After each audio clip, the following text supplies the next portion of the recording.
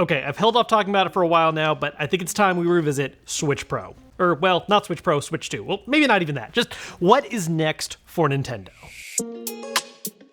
There's been a pretty consistent, constant stream of rumors regarding Switch Pro, Switch 2, whatever, even since the Switch OLED came out, but it's been picking up a little more again recently for a couple different reasons, some of which have to do with actual news that's going down, and other bits having to do with people just being frustrated how some games have ran. On the news side of things, the biggest thing that's really pushed the conversation a little bit more actually has to do with Xbox. Phil Spencer announced that they had this 10-year commitment of wanting to bring Call of Duty games to Nintendo, did not specify Switch specifically, just said to Nintendo, and because of the fact there's a lot of skepticism about how current Call of Duty could run on the Switch considering how it runs on other platforms as is right now, a lot of people took that as a sign of, well, if they're going to be bringing something to Nintendo hardware, it's gotta be something new, right? Or cloud-based. Meanwhile, this ties in a little bit with people's frustrations with some recent Nintendo Switch releases in terms of their performance, namely Bayonetta 3 and Pokemon Scarlet and Violet. In Bayonetta's case, while the game is beautiful looking, it does struggle a little bit to maintain frame rate, whereas with Pokemon Scarlet and Violet, it's been a bit of a performance mess. An actual great game beneath it,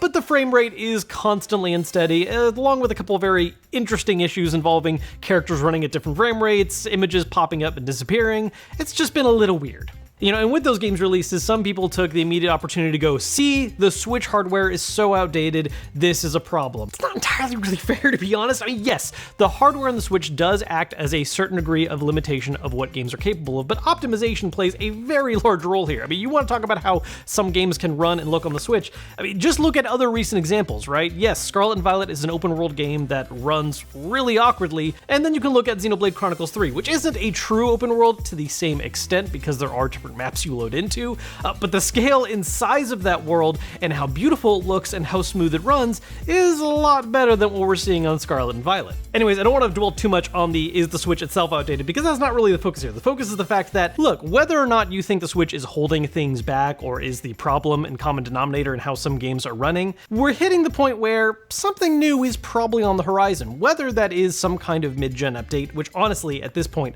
I'm kind of doubting, or if we're going to see the next platform, whether that is a Switch 2 or something entirely different. And there's many reasons why I, along with many others who've written articles or speculation about the subject, think that it's happening sometime relatively soon, not necessarily in the next 6 months, but on the near horizon. Now, I don't really want to focus on leaked information, primarily because of the fact that, as always, that kind of stuff needs to be taken with a grain of salt. Plans can change, different people can hear things, and sometimes you just don't know who someone's source is. And there has been some reliable leakers in the past in terms of, information about upcoming Switch systems, but I really want to look more at some of the hard data we can look at, both in terms of Nintendo's history of system releases and just what Nintendo has been up to lately. First, let's take a look at what Nintendo has been saying over the past year, because obviously they're very coy about the concept of, what the next bit of hardware is, whether that's a mid-cycle boost or an actual new piece of hardware, but there have been little allusions to things that have been on their mind. For instance, during their most recent financial report, while they did avoid actually saying anything about a next-generation system, there was some vague allusion and talking about what long-term plans could be, primarily revolving around the concept of Nintendo accounts. These were introduced back in 2016, replacing and combining with the Nintendo ID system that was part of 3DS and the Wii, and was really meant to be a way to express having an account across multiple devices, not only Nintendo hardware, but also for things like mobile devices with app games. And they emphasized during this meeting the importance of Nintendo accounts really being a fixture moving forward and existing across more and more devices, including whatever Nintendo has in the future. More or less basically catching up to what Sony and Xbox have already been doing with the original Xbox and the PS3. During the same meeting, the concept of backwards compatibility also came up in terms of, if Nintendo was to have new hardware in the future, how likely backwards compatibility with Switch stuff would be, which, again, non-committal answer, but there was this general idea of, backwards compatibility moving forward should actually be a lot simpler, and is something we could very easily do. We're just not going to say yes or no about that just yet. Paraphrasing, obviously. The main takeaway from this for me is that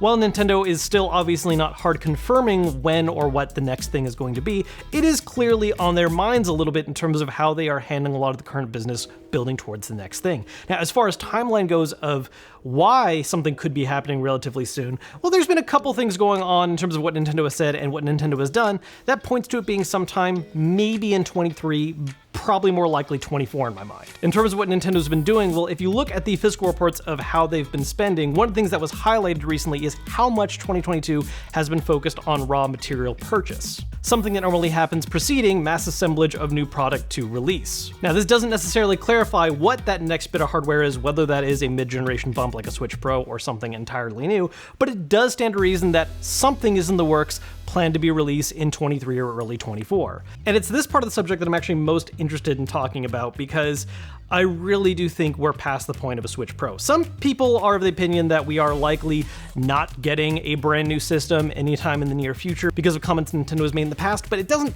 completely hold water with me. The comments that most people reference is late last year when talking about the concept of a Switch Pro at another financial meeting, Nintendo clarified, hey, we have no plans to release any kind of mid-gen cycle update within the next fiscal year. And part of their wording that a lot of people latched onto is that in Nintendo's mind, the Switch is in its middle phase. Now, that wording is honestly kind of ambiguous. A lot of people took that to be as literal as possible by saying that, oh, this is the literal midpoint of where the Switch is in its life cycle. At that time, that was 4.5 years in, and so, yeah, maybe they're planning on the Switch lasting as long as 9 years, putting a brand new system all the way out in early 2026, maybe late 25. But honestly, being in the middle phase is really loose wording, and it doesn't necessarily clarify where within that middle phase. I mean, if you're taking middle phase to mean there's a beginning, a middle, and an end, I mean, it could still be near the end of that middle phase, which still puts the Switch at having a lifetime somewhere around 7 years and not necessarily a full-blown 9. And when you look at the history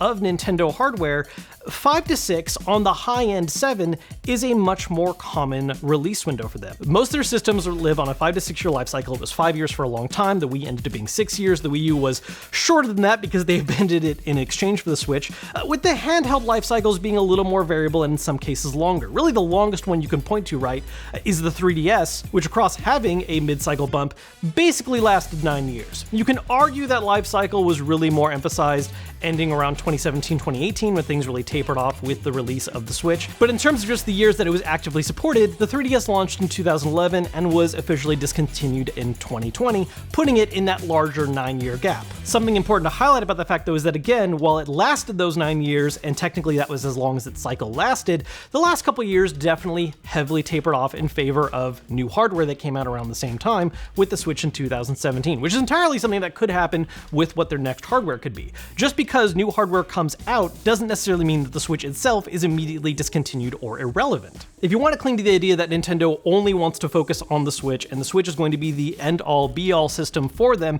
lasting 9 years, then sure, a mid-generation spec bump like a Switch Pro happening in 2023 is absolutely plausible. But honestly, that timing just doesn't really feel right to me. I think at this point, especially with how long the Switch has been around, actual new hardware releasing in 23 or 24 makes a lot more sense to me. And the thing is, what form that takes is also kind of a mystery, right? I mean, they could do some kind of direct successor to the Switch, as a lot of people like to dub the Switch 2.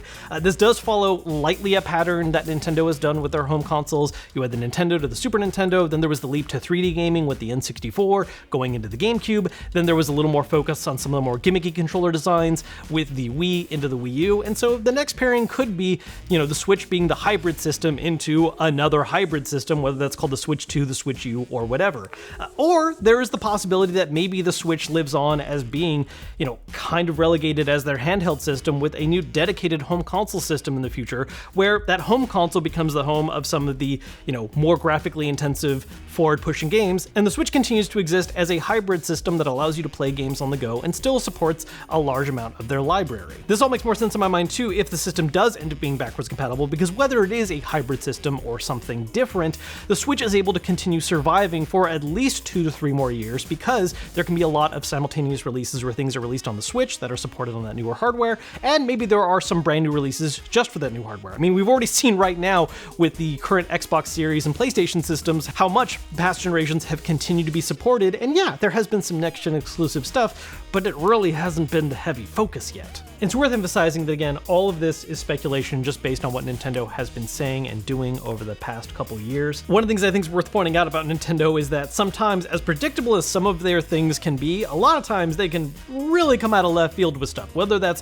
what their next system is in terms of design and emphasis, what timeline they do it on. I mean, the fact that the Switch came out as fast as it did after the Wii U, which ended up being a great move, just shows that sometimes the winds of where they're going can be a tad bit unpredictable. The main point I want to get across is that, in my mind at least, where we are with what Nintendo's been doing and saying, I think we're past the point of a mid-generation jump. I don't think we're going to be seeing any kind of Switch Pro in the near future. I think it's much more likely that now we are waiting for what the next thing is. That, or I'm entirely wrong, and next year we get a Switch Pro or maybe a Switch Lite OLED, and there's not any new hardware until 26. I'm down to cover it either way, and I'm excited to see what they do next. This is just where I think we're at right now.